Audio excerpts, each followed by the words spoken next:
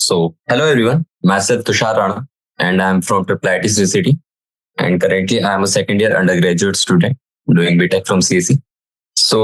Today हम अपना class 12 का चैप्टर नंबर 12 पढ़ने जा रहे हैं. ओके, तो बेसिकली हमारा केमिस्ट्री का जो ऑर्गेनिक केमिस्ट्री पार्ट होता है उसका चैप्टर नंबर 12 है, that is aldehyde ketones and carboxylic acid. So just wait a minute. Okay, हाँ, I think now it is clear. So इस चैप्टर में बेसिकली आपको सारे कार्बोक्सिलिक एसिड्स, सारे कीटोन्स एंड सीओएच ग्रुप से रिलेटेड. ओके, तो आपने सारी जो सीएच एंड सीएचओ ग्रुप जो एकदम टॉप मोस्ट प्रायोरिटी वाले फंक्शनल ग्रुप होते हैं उनसे रिलेटेड कंपाउंड्स कैसे फॉर्म होते हैं. ओके, ये सारी चीजों के ऊपर क्वेश्चंस रहेंगे. तो इसमें molecular structure and fundamental things पे ज्यादा ध्यान देना होगा. तो आपने आईयूपीएसी जो चैप्टर पढ़े होंगे, ओके, तो इसके कॉन्सेप्ट बहुत से यहाँ पे लगेंगे and the main thing is that you should remember the GOC concepts too, अगर आपको ये चैप्टर अच्छे से करना है. सो इस चैप्टर में हर बार की तरह हमारा जैसे एनसीईआरटी एग्जाम के क्वेश्चन का जो फॉर्मेट होता है that is type 1, type 2 to type 6.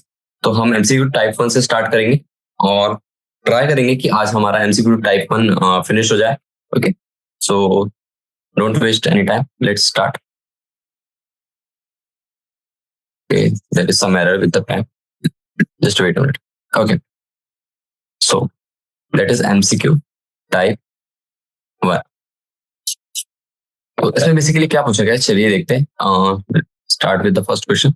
तो क्वेश्चन नंबर 1 बोल रहा है addition of water to the alkynes occurs in acidic media and in the presence of Hg+2 ions as a catalyst. Okay, तो वो बोल रहा है कि जब आप अल्काइंस में वाटर डालते हैं, ओके, इन एसिडिक मीडिया, और वहां पे आपको Hg+2 आयन का एज अ कैटलिस्ट भी दिया रहता है. ठीक है, ये हमारे पास कंडीशन दिया हुआ है. फिर उसके बाद बोला गया है कि which of the following products will be formed on the addition of water to but 1 yne under this condition. Okay, देखिए हमारे पास क्या दिया हुआ है, that is but 1 yne. So this is the first question. तो ब्यूटाइन का structure आपको पता ही होगा, that is and after that it is saying that आप ब्यूटाइन स्ट्रक्चर में आपको क्या डालना है, एडिशन ऑफ वाटर. तो चलिए इसके लिए पहले आपको मॉलिक्यूलर स्ट्रक्चर पता होना चाहिए of that butyne. Okay, so butyne simply that is 4 carbon structure with a triple bond. So it is something like that, CH3 CH2 with C and there is a triple bond at the terminal bond. Okay, so ये हो गया हमारा butyne का structure. अब आप इसमें जैसे water डालेंगे दैट इज H2 जो सिंपल पानी होता है आपका, और आपके साथ में इसमें कैटलिस्ट भी दिया है. तो आप चाहे तो राइट में रिएक्शन लिख सकते हैं, यहाँ पे स्पेस कम है तो मैं नीचे लिख रहा हूँ. ओके, तो Hg+2 का हमारे पास कैटलिस्ट है और साथ ही साथ यहाँ पे H2 भी दिया होगा. तो ये एक टाइप की रिएक्शन होती है बेसिकली. सो यहाँ पे आपको OH का मूवमेंट करना पड़ेगा, आपको ट्रिपल बॉन्ड को तोड़ना पड़ेगा और वहां पे लोन पेयर और क्या कहते हैं positive delta positive and delta negative bonds देखने पड़ेंगे. ओके, चलिए तो आपको बेसिकली यहाँ पे जो कंपाउंड फॉर्म होता है वो ऐसा कुछ होता है, CH3 CH2 CO and CH3. ठीक है, तो इसमें क्या होता है पता है क्या, जो ये जो CH2 वाला जो ट्रिपल बॉन्ड है, ओके, दिस ट्रिपल बॉन्ड, तो यहाँ पे आपको कुछ नहीं करना है, बस आपको एक बॉन्ड तोड़ना है और उनके बीच में ऑक्सीजन डाल देना है. तो बेसिकली इसमें क्या होता है, सॉरी एक बॉन्ड नहीं, हम वहां पे 2 बॉन्ड तोड़ेंगे. तो ये कैसे हुआ, इसका स्ट्रक्चर कुछ ऐसा बनता है. CH3 तो आप टर्मिनल बॉन्ड को ऐसे सिंपली अरेंज कर दीजिए, फिर ये C H यहाँ पे आएगा, H यहाँ आएगा, फिर C, ये डबल बॉन्ड O यहाँ आएगा एंड जो सिंगल बॉन्ड बचता है दैट इज द CH3. तो यहाँ पे जो ट्रिपल बॉन्ड था आपका, एक बॉन्ड तो सिंपली अटैच्ड ही है लास्ट वाले कार्बन से, बट जो दो ये ट्रिपल बॉन्ड में से जो 2 बॉन्ड्स हुए ये कट के हमारे ऑक्सीजन के साथ जुड़ जाएंगे, क्योंकि आपका ऑक्सीजनेशन होता है यहाँ पे, सॉरी हाँ ऑक्सीडेशन होता है बेसिकली. तो ऐसा ऑप्शन कौन सा दिख रहा है हमें, that is the option number B. Okay, so just mark it. तो यहाँ पे जो Hg आयंस होते हैं ना, that is helping for this oxymercuration. Okay, तो आपने एक चीज भी पढ़ोगे that is oxymercuration and demercuration, that is the OMDM. Okay, तो OMDM कॉन्सेप्ट पे बेस्ड है चैप्टर, सॉरी ये क्वेश्चन. ओके, चलिए let's move on to question number 2. So basically आपको सारे प्रीवियस फंडामेंटल्स क्लियर करना पड़ेगा अगर आपको ये क्वेश्चन सॉल्व करना था, क्योंकि बिकॉज ऑर्गेनिक केमिस्ट्री में आपको सारे जो भी चैप्टर्स होते हैं वो एक दूसरे से बहुत ज्यादा मर्ज्ड होते हैं. ओके, अगर मान लीजिए आपको यहाँ पे इसके बाद में बोल देता क्या कहते कि ये जो कार्बन है, ओके, दिस कार्बन या फिर इस कार्बन, इसमें आप बोल देता कि इसमें कायरलिटी बताइए, ओके, या फिर इसका आइसोमेरिज्म बताइए, कुछ भी पूछ लेता। बट अगर आपको आइसोमेरिज्म चैप्टर नहीं आता और आपने मेन आंसर भी निकाल लिया, उसके बाद में आपसे बोल दिया कि ये ऐसा आइसोमर है या फिर आर आइसोमर है, ओके, या फिर उसका सेंटर कायरल है या फिर अकायरल है, बट वहां पे आपको दिक्कत आ जाएगी, ओके। सो जो पिछले टॉपिक्स आपको पूरे अच्छे से कंप्लीट करने होंगे, okay. After that you can forward with this questions, okay. So question number 2 क्या बोल रहा है, which of the following compound is the most reactive towards nucleophile addition, okay. तो आपने न्यूक्लियोफाइल चैप्टर पढ़ा होगा, न्यूक्लियोफिलिक सब्स्टिट्यूशन, ओके। तो जो एक एल एल सॉरी, हाँ, सो न्यूक्लियोफिलिक सब्स्टिट्यूशन, न्यूक्लियोफिलिक, या फिर यहाँ एसिडिक रिएक्शन, एडिशन रिएक्शन भी कह सकते हैं, ओके। तो देखते हैं, तो हमें बताना है कि सबसे ज्यादा रिएक्टिव कंपाउंड बताना है टुवर्ड्स दिस न्यूक्लियोफिलिक एडिशन। यहाँ पे हमारा न्यूक्लियोफाइल बहुत जल्दी अटैच होगा। तो न्यूक्लियोफाइल बेसिकली क्या होता है, आपका ये न्यूक्लियोफाइल जो इलेक्ट्रॉन रिच स्पेशीज होता है, बेसिकली आपका निगेटिवली कंपाउंड रहते हो। तो आपके जो कंपाउंड रहते हैं उसमें जब आपको इलेक्ट्रॉन डिफिशियंसी मिलेगी, तो या फिर कह सकते हैं कि सबसे ज्यादा जो लिविंग ग्रुप होता है, ओके, तो वो लिविंग ग्रुप आपके कंपाउंड में से चला जाता है और वहां पे आपका ये न्यूक्लियोफाइल अटैच हो जाता है। जैसे कि अगर मान ले कि ये जो कार्बन है, ओके, तो जब आप यहाँ पे न्यूक्लियोफाइल अटैच करवाएंगे, तो अगर मान लीजिए आपके पास ये न्यूक्लियोफाइल है, सिंपल कोई भी न्यूक्लियोफाइल ले लेते हैं हम। अगर ये न्यूक्लियोफाइल यहाँ पे आ रहा है, ओके, चलिए मैं यहाँ पे ले लेता हूँ राइट साइड में, ओके। तो let's forward with the first option only. तो अगर ये न्यूक्लियोफाइल मान लीजिए, जैसे हम कुछ भी ले सकते हैं, okay. So for general purpose just take N only, okay. तो ये जो न्यूक्लियोफाइल है, ये जब यहाँ पे आता है, ठीक है, तो ये ऑक्सीजन बॉन्ड यहाँ जाता है, ओके। अभी ऑक्सीजन बॉन्ड यहाँ चला गया, यहाँ ऑक्सीजन के ऊपर में निगेटिव चार्जेस आ जाते हैं, ठीक है ना। तो ये न्यूक्लियोफाइल जब यहाँ पे अटैच होता है ना, तो कैसा होता है पता है क्या, देखिए CH3 ऐसा आएगा, फिर ये O के साथ में O निगेटिव फॉर्म होता है, that is this type of O negative. यहाँ पे तो आपका न्यूक्लियोफाइल अटैच हो गया, फिर यहाँ H जो ऐसा रहता है, ये H आपका ऐसे चल जाएगा, ओके। और फिर ये CH3, फिर C, और वो जो बॉन्ड गया था, ओके, ये न्यूक्लियोफाइल बॉन्ड ये फिर से वापस आ जाता है, ओके। तो ये कुछ इस टाइप से न्यूक्लियोफाइल ऐसे कुछ अटैच हो जाता है। कई किसी किसी स्ट्रक्चर में आपका न्यूक्लियोफाइल अटैच होने के बाद भी COO के साथ में, जिस CO डबल बॉन्ड हो, अगर एक और न्यूक्लियोफाइल आ रहा है तो वहां पे ऑक्सीजन बॉन्ड OH में कन्वर्ट हो जाता है, ओके। तो ये सारी चीजें आपने पढ़ी होगी, मैंने ऐसा ब्रीफ इंट्रो दिया कि हाउ न्यूक्लियोफाइल अटैक्स और okay process done, okay. So let's see in which case it can be possible the most nucleophilic addition. तो देखिए, जो न्यूक्लियोफिलिक एडिशन की प्रोसेस होती है ना, वो यानी कि हमारे अल्डिहाइड हो गया, कीटोन्स हो गया, या फिर कार्बोक्सिलिक ग्रुप हो गया, उसके अकॉर्डिंग आपके एक सीरीज होती है, ओके। तो आपने ये पढ़ी होगी कि जो रिएक्टिविटी ऑफ अल्डिहाइड्स होती है और जो कीटोन्स होती है, ओके, तो एक स्टेरिक फैक्टर्स होते हैं, जहाँ पे यानी कि मान लीजिए स्टेरिक हिंड्रेंस आपने पढ़ा होगा, जहाँ पे स्टेरिक हिंड्रेंस है, तो वहां पे न्यूक्लियोफाइल का अटैक होना उतना ज्यादा पॉसिबल नहीं है। बट अगर आपका स्टेरिक हिंड्रेंस, अगर दोनों एटम्स इलेक्ट्रॉन डोनेटिंग ग्रुप है, ओके, तो आपने ये पढ़ा होगा कि जैसे SN2 रिएक्शन होता है, ओके, तो ये हमारा इलेक्ट्रॉन डोनेटिंग ग्रुप पे करता है, ओके। So like this. तो आप सबसे पहले ये चीज देखेंगे, यहाँ पे देख ले, तो अगर आप यहाँ पे न्यूक्लियोफाइल अटैक करेंगे तो यहाँ पे स्टेरिक हिंड्रेंस बहुत ज्यादा है due to this benzene ring, okay. तो यहाँ पे तो बहुत दिक्कत। अब बात करते हैं हमारे, that is aldehyde and this one is ketone.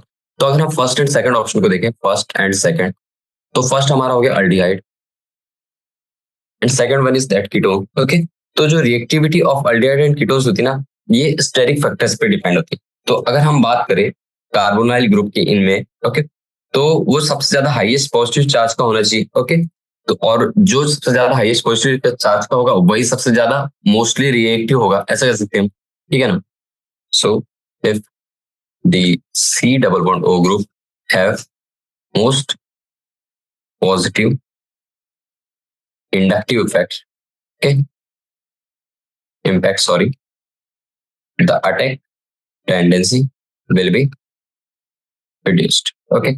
तो ये कुछ इसका पढ़ना होता है।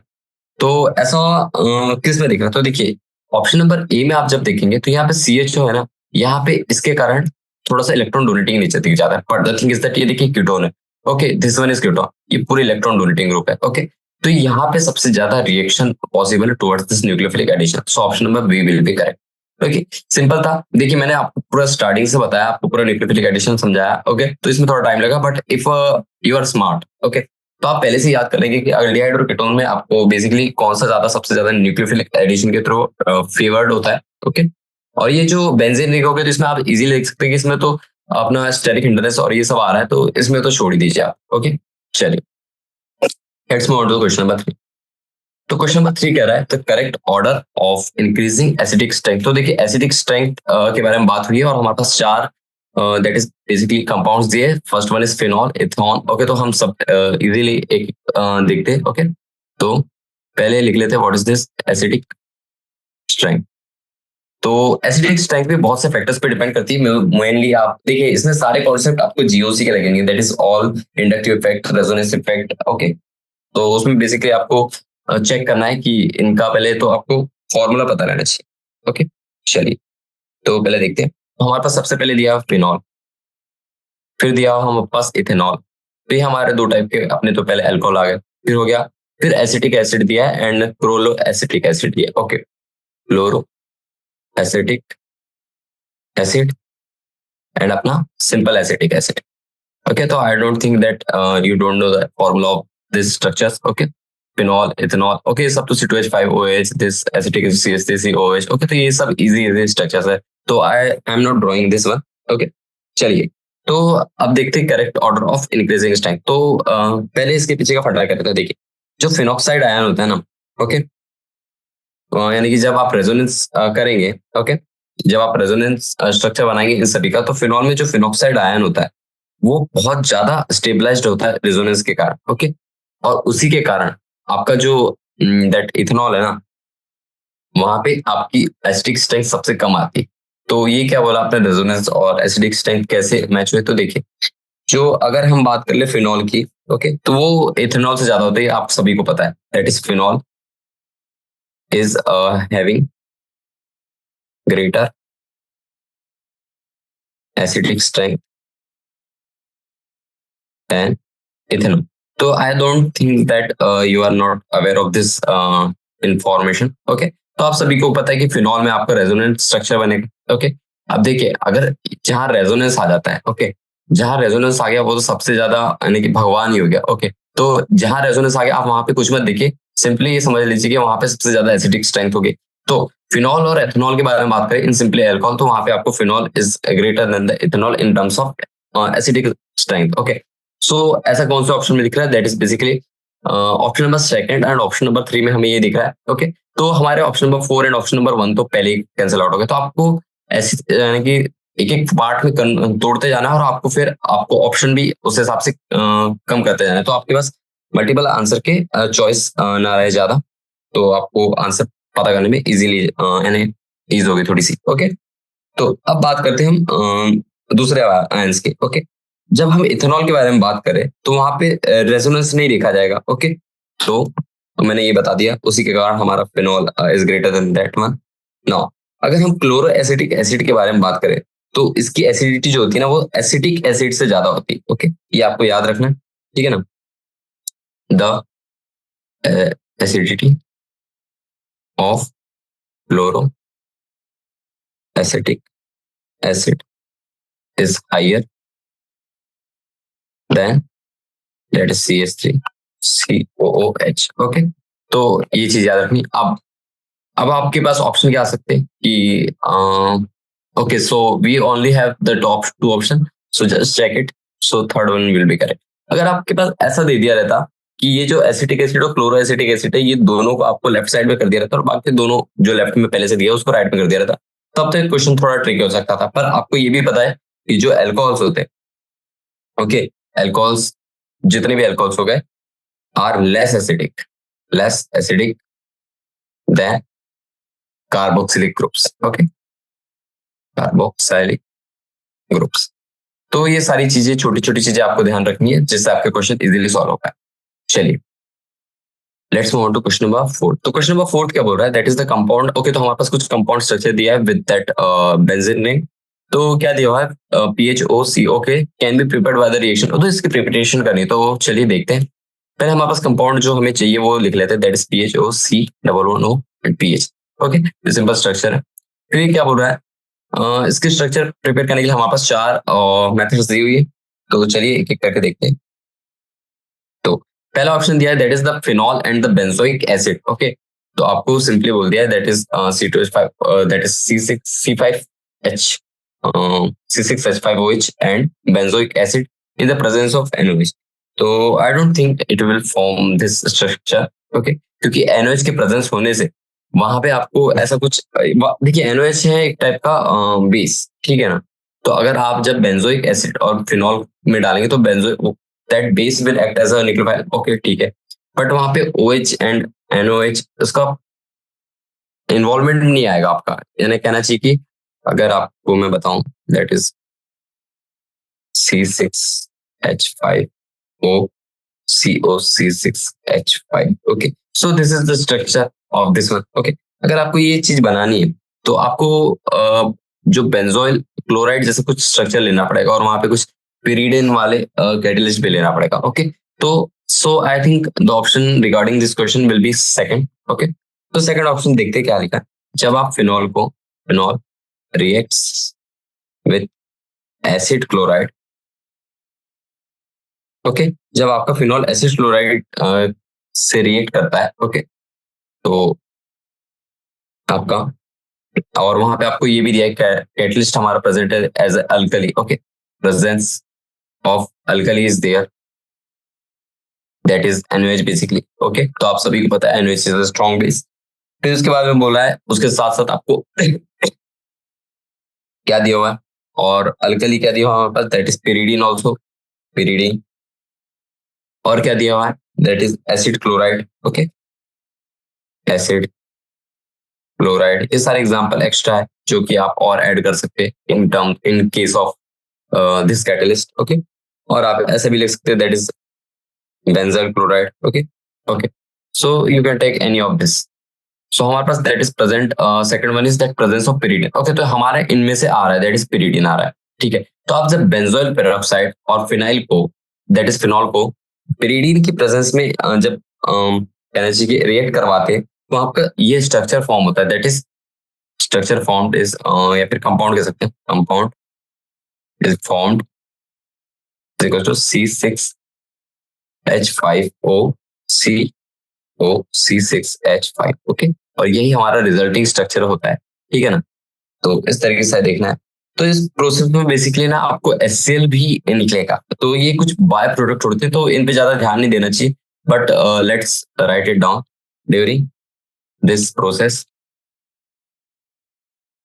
pyridine इज यूटिलाइज्ड, क्योंकि वही हमारा एज अ कैटलिस्ट प्रेजेंट है तो हमें वही यूज करना पड़ेगा टू न्यूट्रलाइज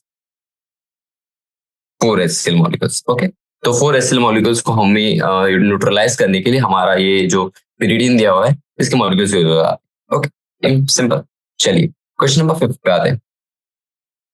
तो क्वेश्चन नंबर 5 क्या बोल रहा है, the reagent which does not react with both acetone and benzaldehyde. Okay, तो चलिए ये देखते हैं। तो हमारे पास दो कंपाउंड दिए हुए basically acetone and benzaldehyde. Okay, और वो बोल रहा है कि इनमें से कौन सा रिएजेंट है जो इन दोनों कंपाउंड के साथ में कंप्लीटली रिएक्ट नहीं करता, यानी कि दोनों के साथ, सॉरी एक और नहीं है, that is and there. Okay, so just see, acetone आपको पता है that is used in the nail polish. Okay, and benzaldehyde, benzaldehyde. Okay, तो ये दो कंपाउंड्स दिए। अब ये बोल रहा है ये किस वाले रीजन के साथ में रिएक्ट नहीं करेंगे। चलिए ये देखते हैं।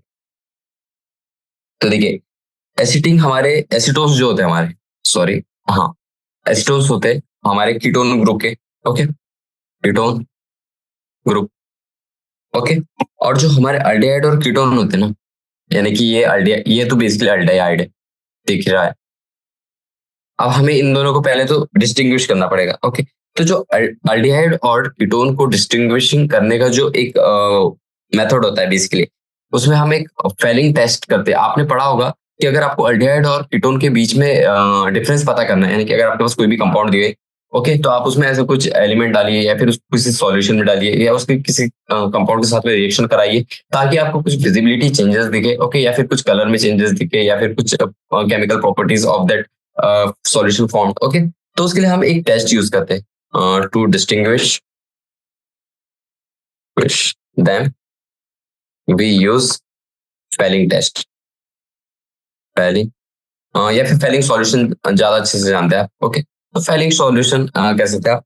तो इस फेलिंग सॉल्यूशन में क्या होता है, देखिए, तो जो कार्बोनाइल ग्रुप्स होते हैं ना, ओके, यानी फेलिंग सॉल्यूशन में जो कार्बोनाइल ग्रुप्स होते हैं वो हमें सोडियम हाइड्रोजन सल्फाइड और बेनफिनाइल हाइड्रोजाइन के साथ में ग्रुप होते हुए दिखते हैं। ओके, तो यहाँ पे मैं लिख देता हूँ, that is carbonyl group are found in sodium hydrogen sulphide. Okay, तो एक ये चीज होता है, दैट इज जो हमारे पास लिखा भी है, that is the first option.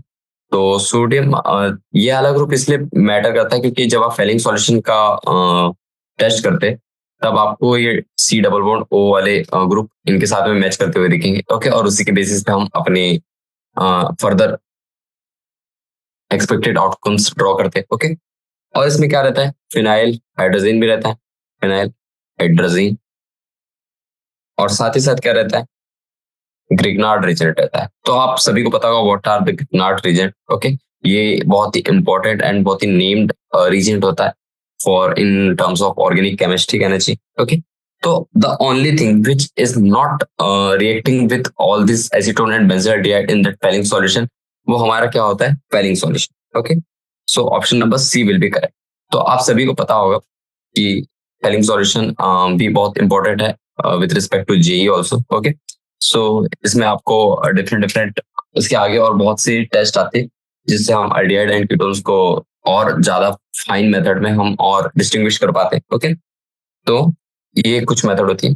तो और इसमें क्या लिखा तुम्हें, दैट इज कीटोन्स जो होते हैं और जो एरोमेटिक अल्डिहाइड्स होते हैं वो फेलिंग सॉल्यूशन के साथ में रिएक्ट नहीं करते basic. Okay, ketones and aromatic aldehydes do not reacts with this Fehling solution. Okay, तो ऐसा नहीं कि फेलिंग सॉल्यूशन इनके साथ में कंप्लीटली रिएक्ट नहीं करते, पर जो एरोमेटिक होते हैं ना उनके साथ तो बिल्कुल नहीं करते। अब देखिए बेंजल डिहाइड है, ठीक है ना, तो ये तो हमारा हो गया एरोमेटिक। तो अब यहाँ पे एरोमेटिसिटी आ गई, इसकी वजह से हमारा फेलिंग सॉल्यूशन टेस्ट फेल हो जाता है। Okay, so that's the option. चलिए, okay, let's come the next question. Question number 6 बोल रहा है Cannizzaro reaction is not given by. Okay, तो ये एक इंपॉर्टेंट रिएक्शन होती है। ओके, आपने पढ़ी होगी, that is Cannizzaro reaction in organic chemistry. Okay, तो देखते हैं, तो कैनिजारो रिएक्शन किस फॉर्मेट में होता है ये मैं आपको बता रहा, दैट इज आपको बस स्ट्रक्चर देखना है। ओके, तो चलिए देखते हैं। तो option number 1 is wrong, second is also wrong, third one is also wrong. So the correct option for this Cannizzaro reaction will be CH3CHO। तो ये कैसे आता है, चलिए देखते हैं। तो what is this Cannizzaro reaction, तो इसमें क्या होता है, पता क्या, जो अल्डिहाइड्स होते हैं ना, ओके, जिन अल्डिहाइड्स में हाइड्रोजन एटम्स एक एक हाइड्रोजन एटम होता है बेसिकली। ओके, जैसे मैं आपको यहाँ बना के दिखा देता हूँ, CH3C, it is H and this is double bond O। तो ये हमारा एक टाइप का अल्डिहाइड हो गया, तो इजीली दिख रहा है। तो इसमें जो एक हाइड्रोजन होता है ना, इसके इस पे मैटर करता है what is that outcome of other particles. Okay, और अदर एटम्स कह सकते हैं। तो देखिए, जो CH3CHO है इसमें हमें alpha particles, alpha hydrogen check करना पड़ता है, अल्फा हाइड्रोजन। ओके, तो जो ये Cannizzaro reaction it all revolves around this alpha hydrogen part. Okay, तो इसमें कितने अल्फा हाइड्रोजन है, दैट इज CH3 में। तो देखिए, इस वाले हाइड्रोजन को हम गिनते नहीं, basically this hydrogen we will study. So this there are 3 alpha hydrogen, ठीक है ना, और इसी की वजह से ये हमारा कैनिजारो रिएक्शन नहीं देता, ठीक है ना, क्योंकि जो कैनिजारो रिएक्शन होता है उसको basically one one alpha hydrogen चाहिए रहता, बट इसमें हमारे 3 अल्फा हाइड्रोजन, तो वहां पे Cannizzaro reaction is not possible. Okay, so that's the case. Okay, so option number 4 will be correct because we have to choose the not state, not option. Okay, जिसमें Cannizzaro reaction possible नहीं हो सकता। Okay, let's move to question number 7। तो question number 7 बोल रहा है what is the product formed when the compound. Okay, तो ये कंपाउंड दिया हुआ है, is treated with the concentrated aqueous QoS solution. तो ये भी एक टाइप का बेसिक सॉल्यूशन ही है। चलिए देखते हैं, पहले स्ट्रक्चर बना लेते हैं जो दिया हुआ है। तो ये बेंजीन का कुछ सिंपल सा रिंग है with that aldehyde. Okay, benzaldehyde basically ये हो गया हमारा बेंजोल्डिहाइड। और इसको आपने क्या बोला है, treated with concentrated aqueous QS solution. Okay, तो ये देख लेते हैं, कंसंट्रेटेड एक्वस भी है हमारे पास और KOH सॉल्यूशन। ठीक है, अब इसके बाद में क्या प्रोसेस होता है चलिए देखते हैं। तो देखिए, जब आप KOH ऐड करेंगे ना इस कंपाउंड में, तो उसमें आपको थोड़ा सा आयनिक चार्जेस का मूवमेंट दिखेगा। ओके, तो कुछ आयनिक बॉन्ड्स फॉर्म होते हैं, क्योंकि देखिए KOH जो होता है बेसिकली वो भी ऊपर से हमारे पास एक्वस सॉल्यूशन में, ठीक है ना। तो एक्वस सॉल्यूशन में सारे एटम्स जब आयंस में फॉर्म होते रहते हैं, तो चलिए हम इन्हें अटैच करते हैं सिंपली वन बाय वन। तो ओके, तो क्या फॉर्मेशन होगा ये दिखा रहा है। तो देखिए, जब आप सिंपली ये जो स्ट्रक्चर आपके पास दैट इज बेंजोल्डिहाइड, तो ये आपने सिंपल ऐसे करिए, और ये C जो है और ये डबल बॉन्ड हो, wait minute, okay, like this one. तो ये जो C होता है वो ऐसा double bond O and this is H, like this one. Okay, तो यहाँ पे जो जब KOH आता है ना, ओके, तो ये H और ये OH ये हट जाता है, और KOH का ये H हट जाता है। तो ये जो कहना चाहिए कि हाउ कैन आई से, ये H ऐसे कर दीजिए। ओके, मैं स्ट्रक्चर बना था ताकि और अच्छे से आपको समझ आए। ये C है, यहाँ H है, और ये डबल बॉन्ड O है। Okay, I think now it's clear. तो ये जो OH और उसका H है, तो this is minus of H2O। तो जब आप कंसंट्रेट H2KOH को आप इस कंपाउंड में डालेंगे, तो ये H2 पानी बन के निकल जाता है। ओके, बेसिकली, और आपका जो बचा हुआ कंपाउंड होता है that is O negative and K positive. Okay, ये अटैच हो जाता है। अब क्या हुआ पता है क्या, अब ये तो हो गया आपका फर्स्ट कंपाउंड। अब इसके बाद में क्या होता है, ये और एक अपनी सिमिलर एटम के साथ में फिर से ट्रीट करेगा। Okay, so that is like this one. Okay, like this one.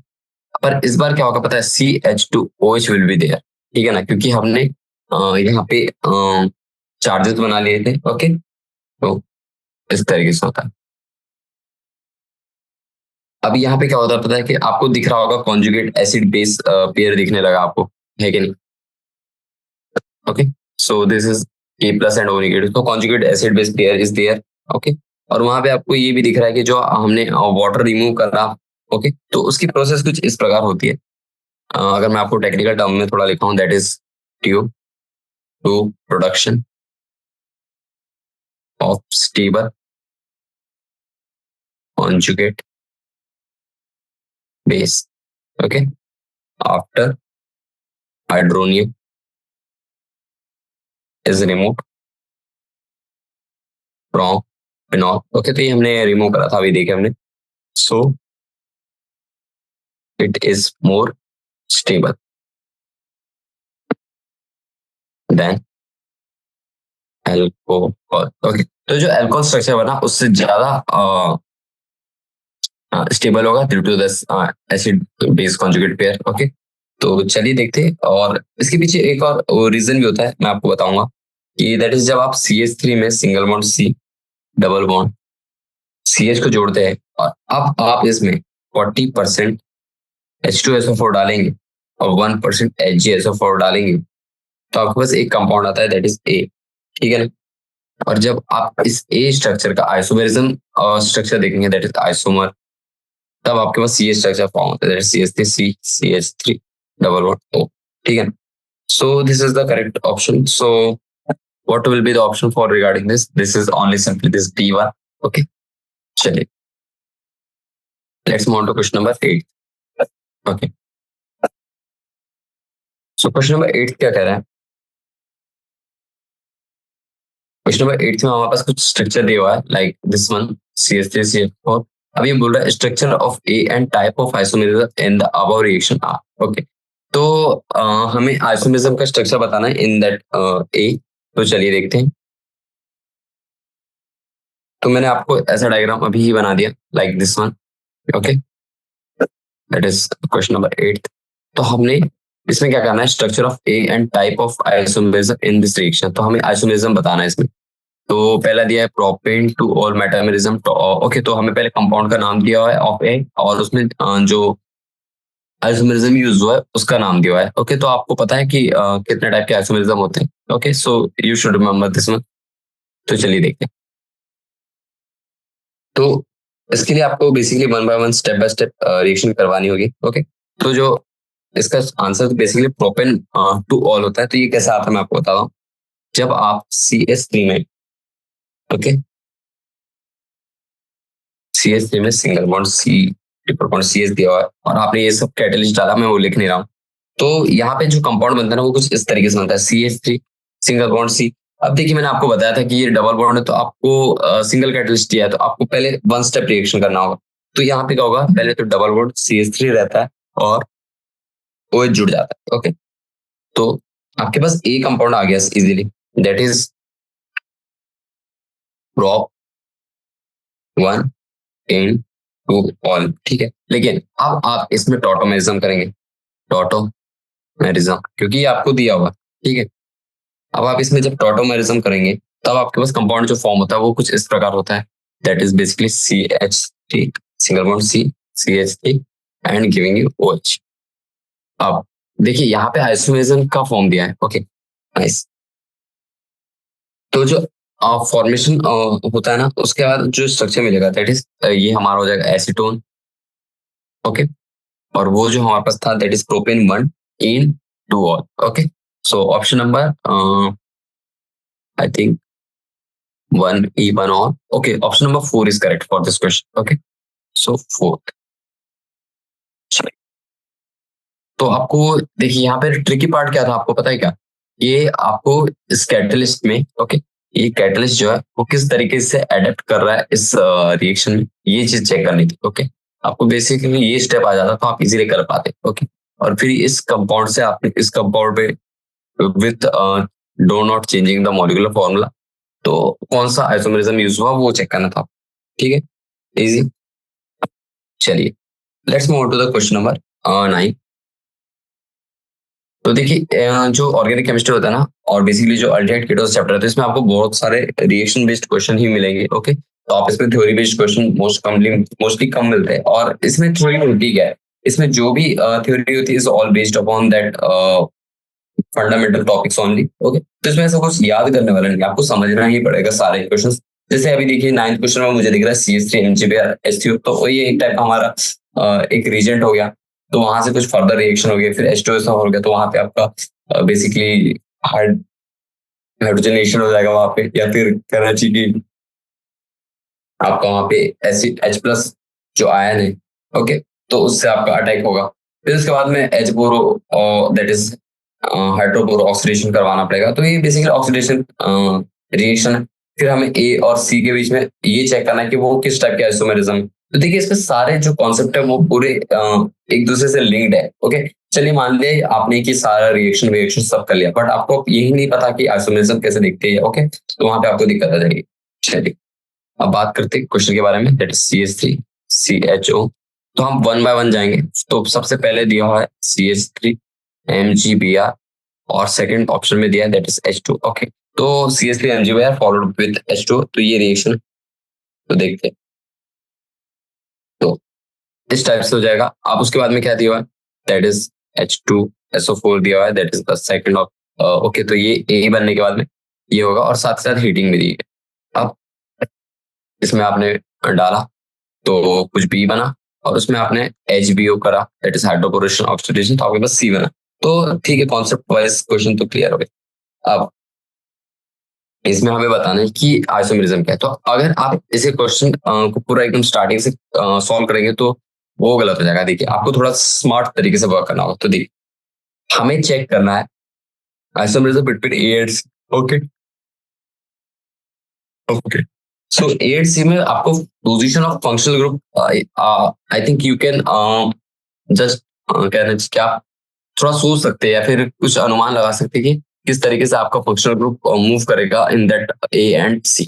तो देखिए, तो जो फंक्शनल ग्रुप होता है ना, the position of functional group in the same carbon differs in positional isotope. तो ये मैंने कैसे लिखा मैं बताता हूं आपको। देखिए, तो अगर आपने यहाँ पे H2 है तो यहाँ पे H+ होगा। ओके, तो CH जो कंपाउंड होता है बेसिकली, जब आप उसमें CHO में MgBr जोड़ेंगे, ओके, तो वहां पे आपको बेसिकली उतना कुछ चेंजेस नहीं मिलेगा, ठीक है। तो सिंपली वहां पे जो आइसोमेरिज्म देखा जाता है is just a positional isomerism, okay. तो वहां पे आपको position of that functional group just changes, okay. तो इसमें कुछ नहीं होता क्योंकि आपने यहाँ से H+ लिया, यहाँ से O नेगेटिव बनेगा, फिर वो ये H+ के कारण फिर से OH आ जाएगा, फिर हाइड्रोजन ऑक्सीडेशन की वजह से जो OH बना था वो फिर से डबल बॉन्ड O में कन्वर्ट हो जाएगा। तो बेसिकली ऐसा कुछ होता है। तो मैं क्या कहना चाह रहा हूँ, देखिए, अगर ये CH3C फिर ये H है, डबल बॉन्ड O है, मान लीजिए ऐसा कुछ है, तो फिर ये CH3MgBr जो है CH3Mg, ओके। तो Mg और ये Br हो गया, तो Br नेगेटिव गया, ये नहीं डेल्टा नेगेटिव है, डेल्टा पॉजिटिव कहना चाहिए, okay.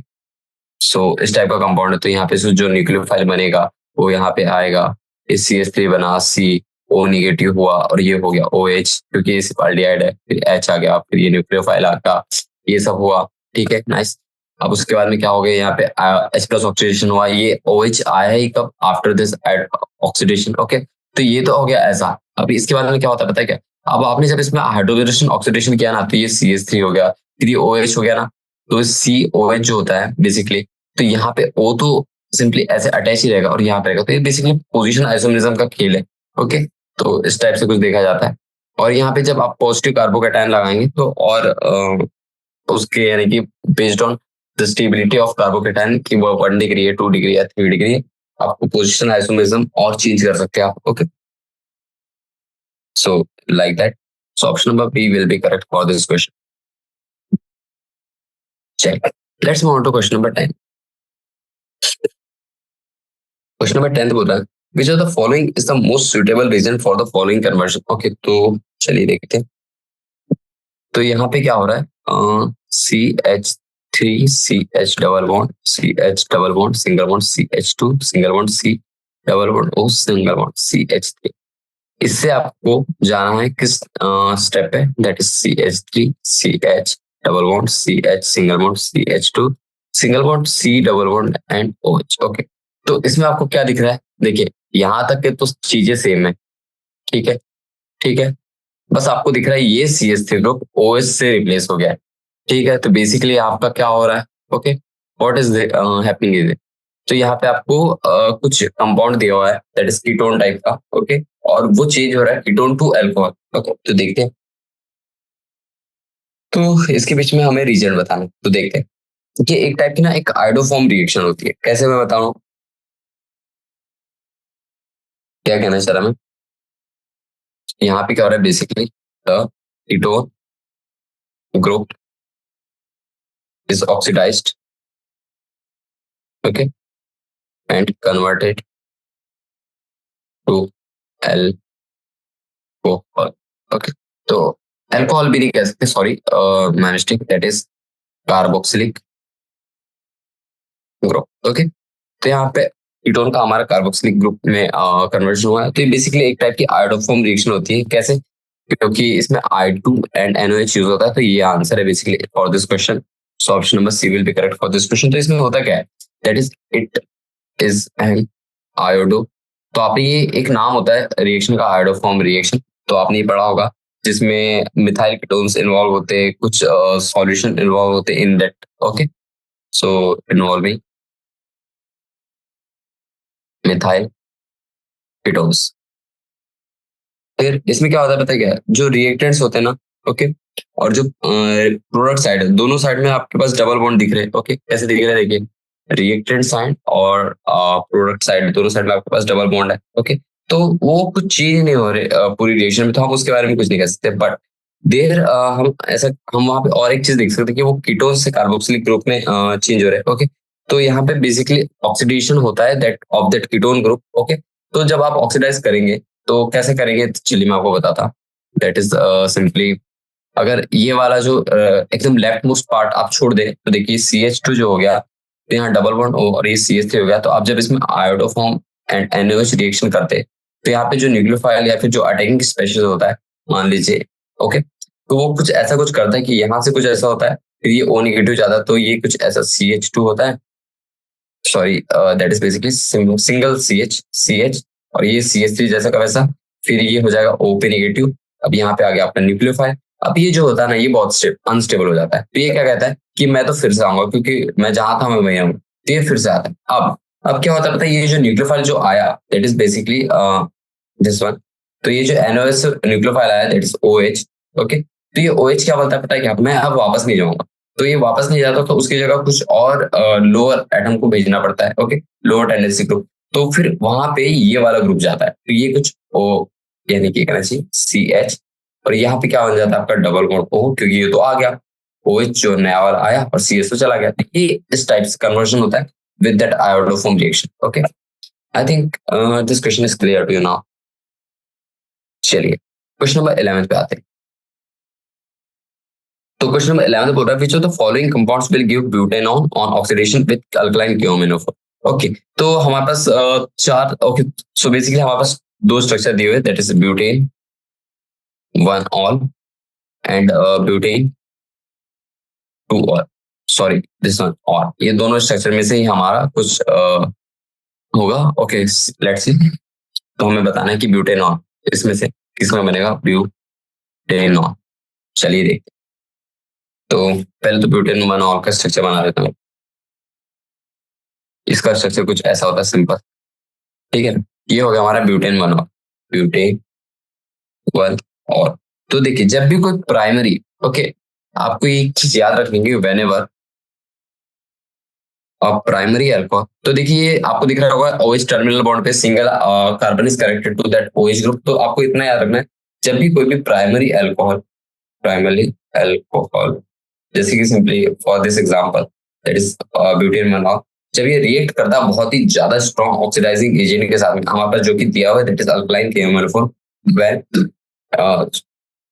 It reacts with an extremely, या फिर okay, strong powerful oxidising agent. Okay, जब भी आप किसी पावरफुल ऑक्सीडाइजिंग एजेंट के साथ में दैट इज प्राइमरी अल्कोहल को रिएक्ट कराते, ओके, तो वहां पे आपको क्या पता है क्या, यहाँ पे एग्जांपल भी लिख देता हूँ, दैट इज बेसिकली KMnO4। तो वहां पे आपको कार्बोक्सिलिक एसिड बनते दिखाई देगा। Okay, it produces carboxylic acid. Okay, but अगर हम बात करें सेकेंडरी अल्कोहल की, but if we talk about secondary 2 degree alcohol, तो इस केस में क्या होता है पता है क्या, जैसे आप ब्यूटेन 2 का स्ट्रक्चर बना लेंगे, तो दिस वन 1 2 3 4, यहाँ पे आपने OH लगा दिया, तो this one is the butane 2 structure. तो इसमें क्या होता है पता है क्या, ये ऑक्सीडाइज हो जाता है under the pressure of KMnO4, और ये आपको कीटोन प्रोड्यूस करता है। And with KMnO4 it gives ketone. तो आपको समझ आ गया कि 1 डिग्री के साथ में आपको कार्बोक्सिलिक एसिड मिलेगा और 2 डिग्री के साथ में आपको कीटोन मिलेगा। सो ऑप्शन नंबर 2 इज राइट, क्योंकि हमें ब्यूटेनॉन चाहिए। ओके, और butanone basically it is a form of, it is a ketone. Okay, चलिए आगे बढ़ते हैं क्वेश्चन नंबर 12 पे। क्वेश्चन नंबर 12 बोल रहा है in Clemmensen reduction carbonyl compound is treated with. तो आपने क्लेमेंसन रिडक्शन पढ़ी होगी, क्लेमेंसन रिडक्शन। ओके, तो क्लेमेंसन रिडक्शन में बेसिकली होता क्या है, तो इसमें कुछ कार्बोनाइल कंपाउंड्स होते हैं, वो कुछ उन्हें हम ट्रीट करते हैं विद सर्टेन रीजेंट। तो वो रीजेंट ही हमें बताना है कि कौन से रीजेंट होते हैं। तो देखिए, अगर मैं ये लिख लूँ कार्बोनाइल कंपाउंड, और इसको हम रिएक्ट कराएंगे विथ व्हाट, या तो zinc amalgam HCl, sodium amalgam HCl, zinc nitric acid, और सोडियम अमलगम प्लस HNO3। तो इसका आंसर बेसिकली ए ऑप्शन होता है, और ये बहुत ही ज्यादा यानी कि ऑब्वियस बात है, ऑब्वियस इन द सेंस कि ये आपको ऑलमोस्ट हर टीचर बताएगा आपको कि Clemmensen reduction involves the zinc amalgam HCl as a catalyst, okay, और अ रीजेंट। ओके, तो दैट इज जिंक अमलगम ऐसे। तो इसके पीछे क्या थ्योरी पार्ट भी है, I think you are aware about that. Okay, तो इसमें क्या होता है, जैसे कि बेसिकली आपको ये तो पता है ना what is Clemmensen reduction. Okay, for you let me tell Clemmensen reduction क्या होता है, दैट इज जब आपका कार्बोनाइल ग्रुप हो गया, कार्बोनाइल ग्रुप, ओके, जब आप इसमें ए रीजन डालेंगे तो वो CH2 में बेसिकली कन्वर्ट हो जाता है। ओके, तो अब आप ये अब अमलगम क्या होता है ये देखिए। अमलगम एक टाइप के रिड्यूसिंग एजेंट होते हैं, ओके, जो कि बहुत ही लॉन्ग समय तक के देखे जाते हैं। और क्लेमेंस रिडक्शन में बेसिकली होता क्या है, जो हाइड्रोजन क्लोराइड होता है ना, that is HCl in that zinc amalgam, HCl। Okay, तो HCl एक्ट करता है एज एन एसिड। ओके, तो वो क्या करता है पता है कि जो कीटोन ग्रुप्स होता है ना, ओके, उनके इलेक्ट्रॉन्स ट्रांसफर करता है जिंक अमलगम से कार्बन एटम। ओके, तो क्या कहना चाह रहा हूं मैं कि in this in this reaction, okay, hydrogen, that is HCl, acts as an acid, protonating protonating the ketone elements, okay, ketone, and transferring, तो ये ट्रांसफर करता है electrons from zinc to carbon atoms, और उसी की वजह से आपको वहां पे जो कीटोन या फिर अल्डिहाइड्स है उनसे कन्वर्जन मिलता है to that CH2 group. So option number 1 is correct. Okay, so nice. Okay, तो इसमें क्वेश्चन नहीं थे, उतने ज्यादा क्वेश्चन नहीं थे I think, but the question were quite good and were lengthy too, because all the questions were having the steps and all the structure formula। Okay, so कुछ कुछ क्वेश्चन डायरेक्ट फॉरवर्ड भी थे, but हमने उन्हें अच्छे से briefing के साथ में करा तो हमें थोड़ा टाइम लग गया। बट ओके, आई थिंक आप सबको समझ आ गया होगा अच्छे से। तो ठीक है, हमारा टाइप 1 यहाँ पे खत्म होता है। Let's move to the type 2। I think we can do 1 और 2 क्वेश्चन। तो आपको पता होगा कि मल्टीपल चॉइस टाइप 2 में बेसिकली एक दो या दो से ज्यादा ऑप्शंस करेक्ट होते हैं। ओके, तो आपको इस बार और मोर एक्यूरेसी के साथ में आंसर सॉल्व करना पड़ेगा, और आपको सारे पॉसिबल आंसर चेक करने होंगे, क्योंकि ऑर्गेनिक केमिस्ट्री में आप एक बार और एक चीज याद कर लीजिए कि अगर आपके पास कोई आंसर आ भी जाए ना, तब भी आप दूसरे ऑप्शन को चेक कर लीजिए, क्योंकि उसमें ऐसा रहता है कि आपको एक से ज्यादा आंसर मिलते हैं ऑर्गेनिक केमिस्ट्री में, और आपसे पूछ लिया जाता है what is the product of this reaction, but आपने एक प्रोडक्ट निकाल लिया और आपको पता है कि वो हो रहा है, but the thing is that अगर उसकी स्टेबिलिटी इशू आ रहा है, यानी कि वो उससे ज्यादा स्टेबल प्रोडक्ट भी हमें मिल रहा है, तो आप just go for that more stable structure, that is the major product। Okay, so that's the, so let's see, I'm using a new page, so it is quite a good stuff that, okay, MCQ type 2। तो चलिए देख, तो MCQ type 2 का question number 13 start करें। तो उसमें बोला है which of the following compound do not undergo aldol condensation. तो एल्डोल कंडेंसेशन आई थिंक आप सभी ने पढ़ा होगा। ओके, तो एल्डोल कंडेंसेशन किस वाले कंपाउंड में नहीं होगा, चलिए देखते हैं। तो अगर हम बात करें ए वाला, तो ये तो सिंपल है, इसमें तो सॉरी आई थिंक मैंने गलत मार्क कर दिया, क्योंकि हमें बताना है जिसमें नहीं हो, जबकि इस वाले में होता है। ओके, तो ये सिंपल अल्डिहाइड है 1 डिग्री, तो इसमें अल्डिहाइड कंडेंसेशन देखा जाता है, अल्डोल कंडेंसेशन देखा जाता है। अगर हम बात कर ले फर्स्ट वन, तो ये तो हो गया हमारा ट्रू। सेकंड वन देखें, sorry this one is false, ये नहीं होगा। अगर सेकंड के बारे में बात करें, that is benzene, that is benzaldehyde. Okay, तो देखिए जो CHO होते हैं ना, ओके, CHO ग्रुप जो होते हैं, इसमें ये अल्डोल कंडेंसेशन नहीं कर पाते due to this benzene ring. Okay, इस रिंग की वजह से यहाँ पे अल्डोल कंडेंसेशन कंडेंसेशन पॉसिबल नहीं होता। ठीक है ना, तो आपको ये चीज याद रखनी है। और आपको कौन से इसमें नहीं होगा, दैट इज दैट, अगर आपको मैं सिंपल वर्ड में बताऊं कि एल्डोल कंडेंसेशन पॉसिबल कहाँ कहाँ हो पाता है, कहाँ कहाँ नहीं हो पाता, तो देखिए जो एल्डोल कंडेंसेशन होता है ना, does not able to give product और हैवीली और स्टेरिक कंपाउंड। ओके, तो देखिए यहाँ पे आपको प्रॉपर स्टेरिक हिंड्रेंस मिलेगा due to this benzene ring. यहाँ पे तो पूरा खत्म ही हो गया मामला। ओके, ये is 3 degree, it is okay, 3 degree में तो आप उम्मीद भी नहीं कर सकते। तो सेकंड और जो फोर्थ होता है यहाँ पे पॉसिबल ही नहीं है, और इसमें हम पॉसिबल है। Okay, so in this it is possible, possible, तो ये दो में होता है, तो that is first and third we can have aldol condensation but not in B and T. Okay, तो इस तरीके से आपको देखना है। तो मैं एल्डोल कंडेंसेशन के ऊपर इस बार थ्योरी पार्ट नहीं बता रहा क्योंकि ये थोड़ा सा बेसिक सा फंडा है। ओके, और आपने ये पढ़ा भी होगा।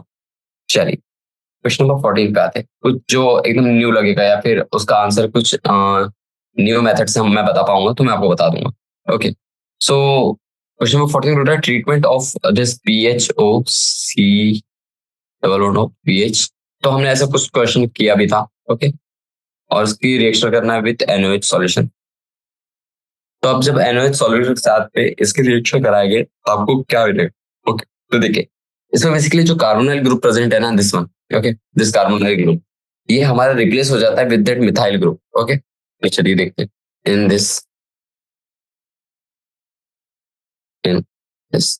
Reaction carbonyl group is replaced by methyl group. Okay, तो इस मिथाइल ग्रुप से रिप्लेस हो जाता है और ये एक टाइप की क्लेमेंसन रिडक्शन कह सकते यूज हो रही है इसमें फॉर दिस कन्वर्जन। ओके, तो आपको यहाँ पे बेसिकली साइक्लोहेक्सेनॉन मिलने देखने मिलेगा, बेंजोफेनॉन। ओके, तो इसमें आपको जो ऑप्शन मिलेगा basically that is option number this one, sodium phenoxide, and option number this benzophenone. तो ये दोनों सॉल्यूशन देखने मिलेंगे। ओके, तो इसमें जो रिचेंट यूज होता है ना basically that is also for that जो हमने पढ़ा था in Clemmensen reduction that is zinc amalgam acid. Okay, चलिए और क्वेश्चन नंबर 15 पे आ जाते हैं। तो क्वेश्चन नंबर 15 बोल रहा है थ्रू, ओके, क्वेश्चन नंबर 15 बोल रहा है which of the following conversion can be carried out by the Clemmensen reduction. Okay, तो इसमें देखिए इसमें आपको बेंजाइड इंटू बेंजाइल अल्कोहल, तो आई थिंक इसमें कुछ नहीं होता। तो इसमें आपको साइक्लोहेक्सेनोन देखने मिलेगा, आपको बेंजोफिनॉन से साइक्लोहेक्सेनोन देखने मिलेगा, और साथ ही साथ वहां पे diphenyl methane cyclo sorry diphenyl methane भी मिलेगा। Okay, so like fourth option will be there, और उसी के साथ साथ आपको क्या मिलेगा, साइक्लोहेक्सेनोन एंड बेंजाइड। तो ऐसा कुछ ऑप्शन दिख रहा है क्या आपको, साइक्लोहेक्सेनोन एंड बेंजोफिनॉन। तो आई think this will be the correct option. हाँ, दिस वन। तो इस टाइप से आपको ऑप्शन नंबर चेक करना है। तो क्लेमेंसन रिडक्शन रिएक्शन किस तरीके से कैरिड आउट होती है और उनके बीच कन्वर्जन, इस चीज के ऊपर क्वेश्चन है। चलिए क्वेश्चन नंबर 16 के बारे में बात करते हैं। तो क्वेश्चन नंबर 16 दिया है through which of the following reactions number of atoms can be increased in the chain. Okay, तो इसमें बोला number of atoms, carbon atom की चेन को हमें इंक्रीज करना, तो उसके लिए हमें कौन सी रिएक्शंस करनी होगी। पहला दिया है ग्रिग्नार्ड्स रीजन, फिर कैनिजारो दिया है, फिर एल्डोल कंडेंसेशन दिया है, और ये हेल्बोलार्ड्स जिंक्स की रिएक्शन दिया है। आपने ये पढ़ा होगा HBZ। तो अगर मैं बात करूं one by one that is of Grignard reagent, Grignard reaction basically. Okay, तो इसमें क्या होता है पता है, addition of organo magnesium halide to a tertiary और सेकेंडरी अल्कोहल होता है। That is addition of an organo magnesium halide to form और टर्शियरी और सेकेंडरी अल्कोहल। ओके, तो इसमें ऐसा कुछ होता है। फिर अगर हम बात करें कैनिजारो के बारे में, तो इसमें इन्वॉल्वमेंट होता है बेस का। ओके, जिसमें आपको डिसप्रोपोर्शनेशन देखा जाता है ऑफ दो मॉलिक्यूल। तो हियर डिसप्रोपोर्शनेशन इज सीन, ऐसा कह सकते हैं। अब वही बात कर ले हम एल्डोल कंडेंसेशन के बारे में, एल्डोल कंडेंसेशन के बारे में। तो एल्डोल कंडेंसेशन में क्या देखा जाता है, वो एक टाइप का ऑर्गेनिक रिएक्शन होता है फर्स्ट थिंग। हालांकि सारी रिएक्शन ऑर्गेनिक केमिस्ट्री है but it is organic reaction, क्योंकि एक इनोलेट आयन जब रिएक्ट करता है एक कार्बोनाइल कंपाउंड से, तब आपको एक बीटा हाइड्रोक्सी कीटोन या फिर बीटा हाइड्रोक्सी कीटोन तो फॉर्म होता है, और उसके साथ साथ डिहाइड्रेशन ऑफ दैट कॉन्जुगेटेड इनॉन भी देखा जाता है। तो इन एल्डोल कंडेंसेशन क्या होता है basically, enolate ion reacts with that C double bond of carbonyl compound, okay, to form beta hydroxy ketone with dehydration to give conjugated in. इस टाइप कुछ फॉर्मेशन होता है यहाँ पे। अब लास्ट स्टोरी के बारे में बात कर लेते हैं, दैट इज हेल्पबॉल और सिंक्स क्रिएशन। तो इसमें आपका जो अल्फा ब्रोमिन, इसमें आपको अल्फा ब्रोमिनेशन देखा जाता है of that carboxylic acid. Okay, here alpha bromination bromination is seen for the carboxylic carboxylic acids. Okay, तो यहाँ पर कार्बोक्सिलिक एसिड में आपको अल्फा ब्रोमिनेशन देखा है, यानी कि आपको पता होगा जब आप कार्बोक्सिलिक एसिड, कोई भी सिंपल सा कार्बोक्सिलिक एसिड उठा लीजिए तो आपको वहां पे दैट सी डबल वन ओ इसके रिस्पेक्ट में दिस वन। ओके, तो इसके रिस्पेक्ट में जो कार्बन होते हैं, अल्फा हो गया, बीटा हो गया और गामा हो गया, basically alpha and beta carbon ही होते, तो उनकी पोजीशन पे आपको ब्रोमिनेशन देखा जाएगा। ठीक है, और यहाँ पे small amount of red phosphorus भी डाला जाता है to give that alpha halo carboxylic acid. तो अब देखिए सारी रिएक्शन मैंने आपको बता दी कि कौन कौन सी रिएक्शन क्या करती है। अब आपको बस चेक करना है कि किस रिएक्शन में नंबर ऑफ कार्बन एटम्स आपके इंक्रीज हो रहे हैं इन अ चेन। ठीक है, अगर मैं बात करूं ग्रीनहार्ड रीजन की, तो उसमें देखिए आपका जो सिंगल टर्शियरी सिंपल अल्कोहल है, तो सॉरी सिंपल कंपाउंड है, तो उसमें आपको टर्शियरी या फिर सेकेंडरी अल्कोहल देखने मिलेगा। तो वहां पे आपको देखिए number of carbon chain increase हो गए, तो first option will be correct. फिर बात करते हैं हम सैनिक कैनिजारो रिएक्शन में, तो बल्कि कैनिजारो तो एक टाइप की रिडक्शन रिएक्शन है। ओके, तो ये तो गलत हो गया। फिर बात करते हैं हम थर्ड वन, तो third one is that Eldon condensation. तो एल्डोन कंडेंसेशन में हमने क्या देखा था, कुछ इनोलेट आयन रिएक्ट करते हैं विद सी डबल बॉन्ड और वहां पे बीटा हाइड्रोक्सी कीटोन बनने लगता है। ओके, तो ये भी एक टाइप की एडिशन रिएक्शन है। Okay, so this is and हेलोलर जिंक रिएक्शन। तो ये इसमें अल्फा प्रोमिनेशन होता है, तो नंबर ऑफ कार्बन से उल्टा डिक्रीज हो जाता, नंबर ऑफ कार्बन डिक्रीज हो जाते हैं, तो it is not that one. Okay, so option will be A and C, just mark its down, A and C. ठीक है, ओके, चलिए एक और क्वेश्चन कर लेते हैं, that last one, question number 7। तो क्वेश्चन नंबर 17 बोल रहा है कि बेंजोफिनोन कैन ऑब्टेन बाय, चलिए ये भी देख लेते हैं, बेंजोफिनोन।